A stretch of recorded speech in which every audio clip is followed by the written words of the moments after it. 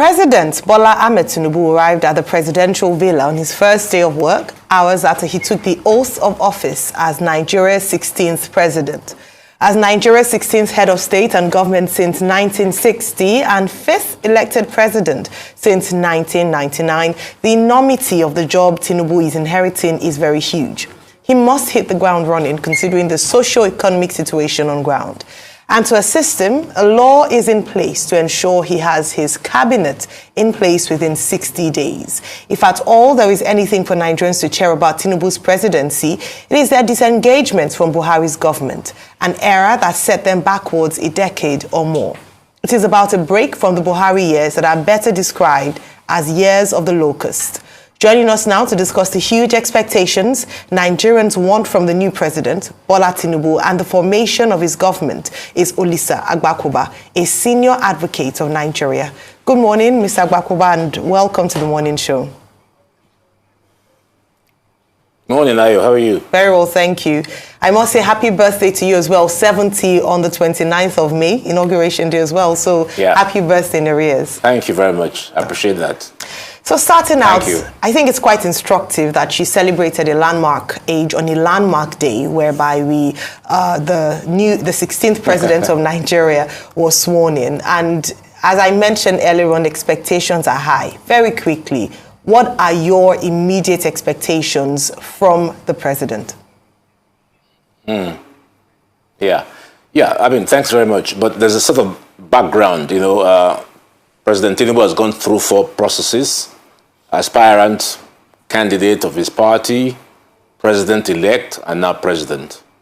And in spite of the fact that there are constitutional challenges in the courts, I think all Nigerians must endorse him now as constitutionally approved, pending whatever happens in the election tribunal. So I think the last speaker, I liked what she said, that we all must come behind him so that he can do the task that he has set out for himself. And I remember I watched the investiture dinner, and I was very happy that he said, no one asked me for this job. I, on my own, took upon the task of being president of Nigeria. So a lot is expected of him. And a couple of things I'll say. One, national unity. The country is so divided that nothing can happen without President Tinubu making a big attempt to unite Nigerians. And I will suggest that he can call a meeting of the sub-nationalities of Nigeria, the Afenifere, the Ohaneses, because these guys, have a very strong hold on their ethnic, sub-nationalities. If that happens and it is successful, that then pushes the way forward for him to now unleash a couple of big programs. One would be insecurity.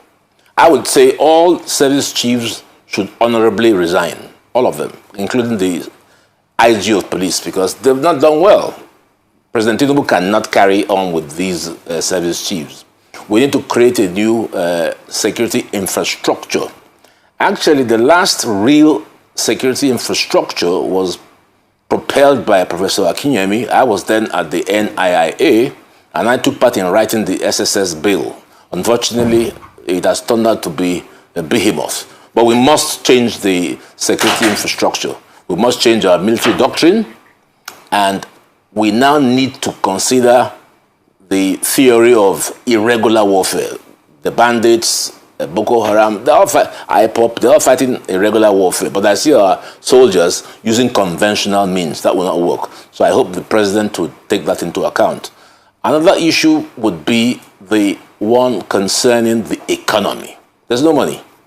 The debt-to-revenue ratio is horrible. If we earn 100 naira, we're spending 100 naira to pay debt. So there's nothing he can do. So quickly, he must look for how to generate revenue. I'm sitting here in Apapa. This is a gold mine. The port here produces 20 billion naira every day. That's about 8 trillion, which is about a third of the economy. Yet this place is abandoned. I'd like to see the president propelling to the National Assembly an emergency regeneration bill for Apapa.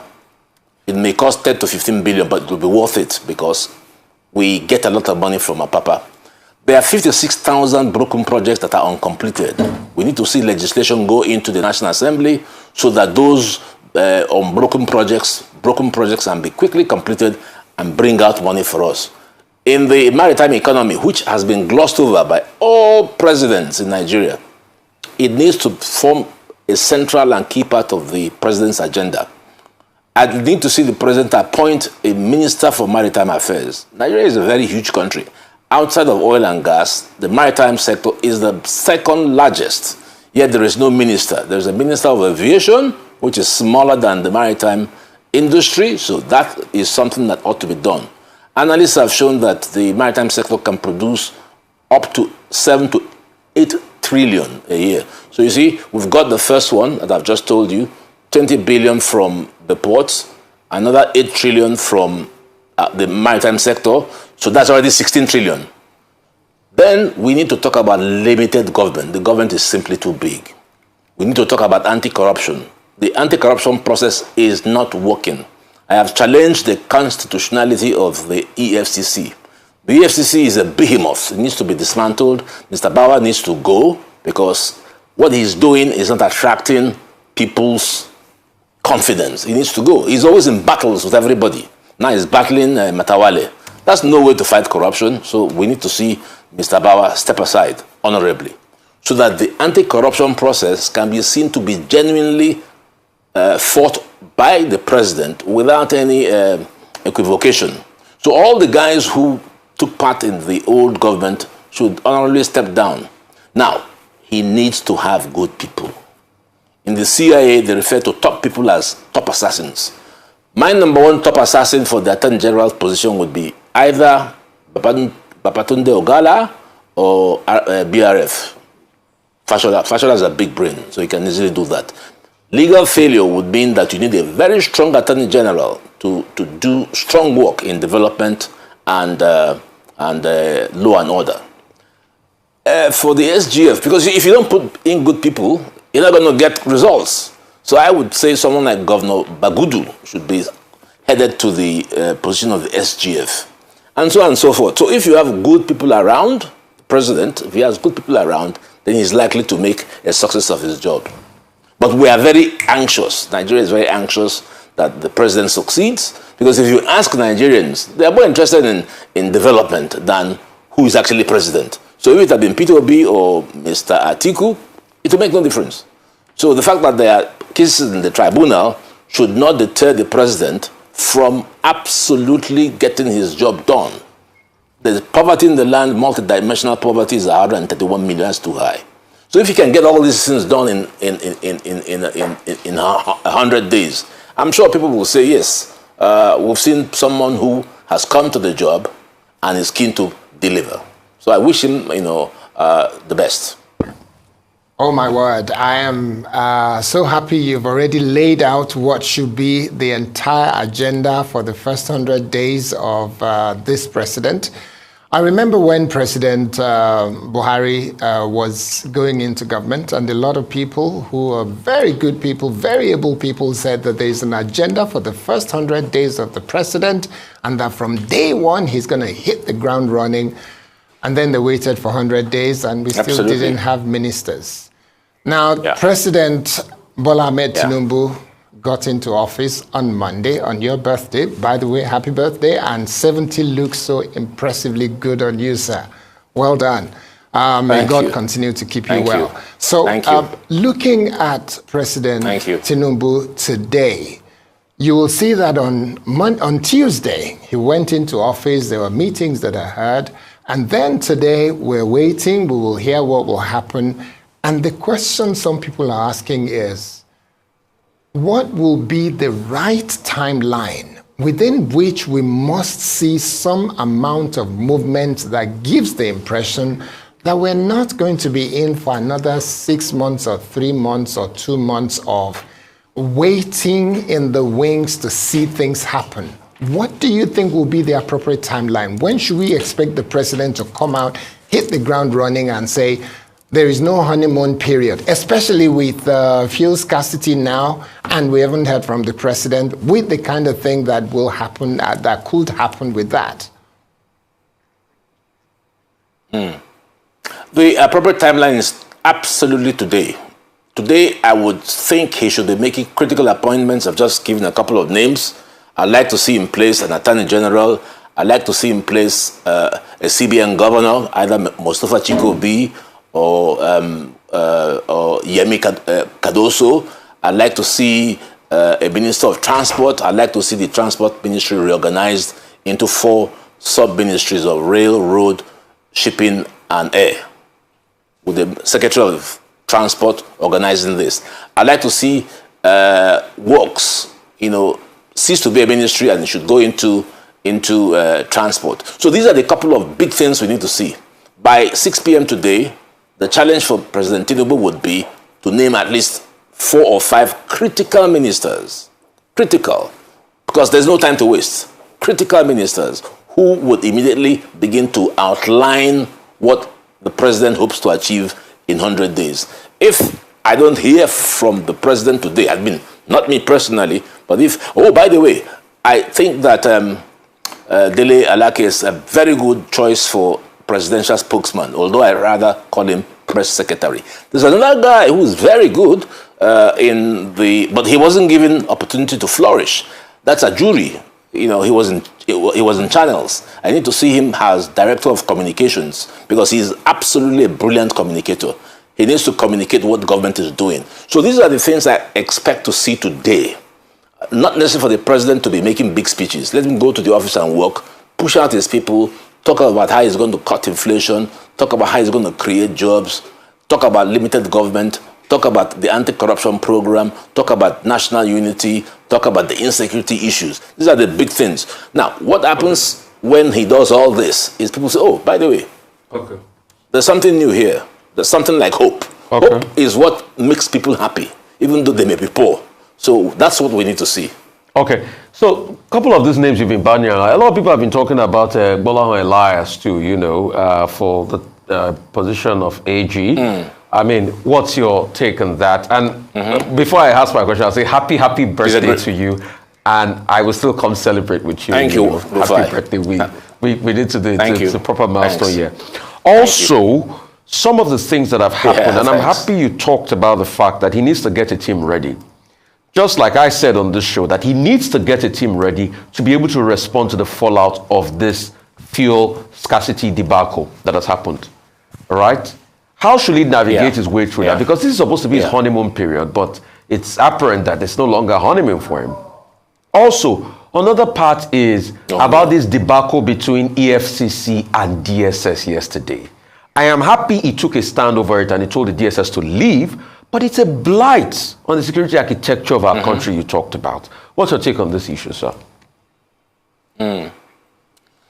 Bola Elias, he's a great guy, he's a friend of mine, so he also qualifies. I just named a few guys that came to my head. But my point about Attorney General is the need to put in somebody who knows what he is going to do. So that's for that. On the DSS, EFCC, fight, that's precisely why I said he's just going to clean out the stable. The stable. There's a whole lot of mess. The DSS has to understand that it's under the rule of law. So we want to see the president pursue the principle of constitutionalism. But my worry more is on the EFCC side. I think Mr. Bauer's tenure has been tainted by, rightly or wrongly, I might just be expressing a view that is not popular, but rightly or wrongly, if you need to have someone fight corruption, that person must be seen to fight it. There must be no baggage.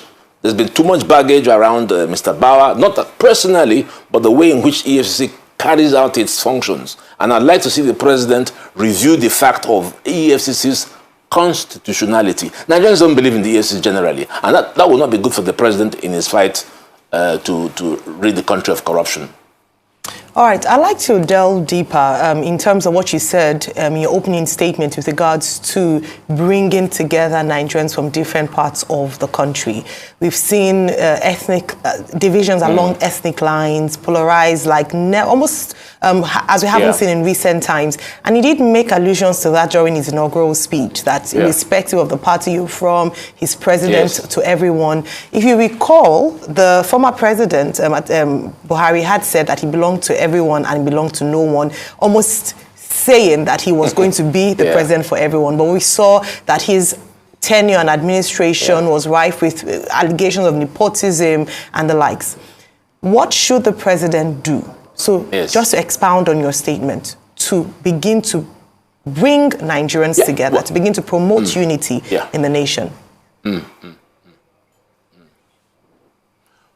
If I were President Tinubu, I'm not going to look back. Anyone who looks in the rear view mirror while driving will have a crash. Forget President Buhari's tenure of office in 8 years. It's gone, it's done. So I will not be looking at what he did 8 years ago. I'll just be saying, what can I do? Because if you start looking back, then you carry a lot of issues and baggage. Was this rightly done or not rightly done? We all know the issues around President Buhari, but right now I think he's in Daura, so he's no longer an issue. The issue is President Tinubu and what he can do. He's the man in Aso Rock, not President Buhari. So what I would urge Nigerians is to forget the past and to say, what can President Tinubu do to make us happy? You know, Nigerians are not even really big. They don't demand much. They want a good job. They want housing. They want water. They want fuel. Little things. That's all. So, Mr. Tinubu, look forward. Don't look backwards. If you look backwards, you're going to enter some hot soup. So, all the issues that are confronting you as president, one of which is national unity, is what he needs to confront. I feel, after 43 years of being in the pro-democracy struggle, that part of Nigeria's problem is disunity. So I look at what happened in Europe in the 1800s, when they had the 30 Years' War and the 100 Years' War, and they just came together and said, why are we even fighting? And they had a very big convention in a region of Germany called Westphalia. I would recommend that process to President Tinubu. So all the European kingdoms came together and had a treaty on peace. And I mentioned the leaders of the subnational entities in Nigeria because they're the ones who have cultural and ethnic validity. Look at someone like Edwin Clark in Rivers. He's got a big stature. Look at Arewa. Look at Ohaneze. Look at Afenifere. These are people who I feel, if Mr. Tinubu uses, can calm the situation, because that would be what would enable him to have a canvas upon which to deliver good governance. So I strongly recommend it. I also strongly recommend to anyone who will be a top advisor to Tinubu to read a book which was written by an American at the time when Mr. Roosevelt came into office. So I see a big relationship between when Roosevelt FDR came into office and introduced the New Deal, and Mr. Tinubu's tenure now. That book should be one that will be on the table of the president, looking at it every minute to say, here's how I want to go. He's got to have a plan, a clear plan, a vision, and that vision must be driven by top people who are burning with the desire to turn around Nigeria. That's how he needs to go. And if he does this, I can assure you that we'll begin to see some results in 100 days. And Nigerians will be happy for the first time in a long time. Okay. Very quickly then, there are two things on my mind right now. The first one is a very quick, very easy question to ask you. You mentioned the different sociocultural organizations, and you did say the Ohaneze and Indigbo and the Afenifere and all of them. If he brings them together, it will be a very good thing. A lot of people are arguing that he should please just let Nnamdi Kanu go. What would be your opinion on that? That's a very quick answer. But the real issue... Absolutely. I don't understand. The second thing that I wanted to raise is the national conference that was had. And a lot of people have been saying that Nigeria's constitution does not represent we the people. Should he address that? And should he use this opportunity as he's settling in to do that? Yes. Yes. I can't hear you anymore. Oh, okay. I was saying that the national conference and the outcome is been gathering dust. Can he do something about it and say, we the people have got to be able to say this constitution is ours? And then on Nnamdi Kanu, what's your opinion? Yeah. I'll take the second first. On Nnamdi Kanu, there's no reason to detain him. It's not necessary. It's just heating up the polity. I would say, whatever it is, draw a line in the sand and say, Nnamdi Kanu, so long as you're doing what you're doing in the context of the Constitution, you're expressing a desire for Biafra. You're not fighting, you're not causing trouble, but go ahead. It's for, I'm an Igbo man, I don't support it. So what makes people think that Nnamdi Kanu's cry for Biafra would necessarily resonate? But it's because the government used the wrong methods by putting him in prison that it has become an issue. I would do the first thing to say to Nnamdi Kanu, you are pardoned. All charges are dropped. And that will lower the temperature I speak about. We need to do that. Then on the national conference, please, please, Mr. President, don't call another national conference. We've had enough of it. All the issues to resolve Nigeria's problems are known to us. Some call it political restructuring, some say it's division of powers. So just look at the Constitution. We don't believe in it because it's not our Constitution. It was given to us by the military.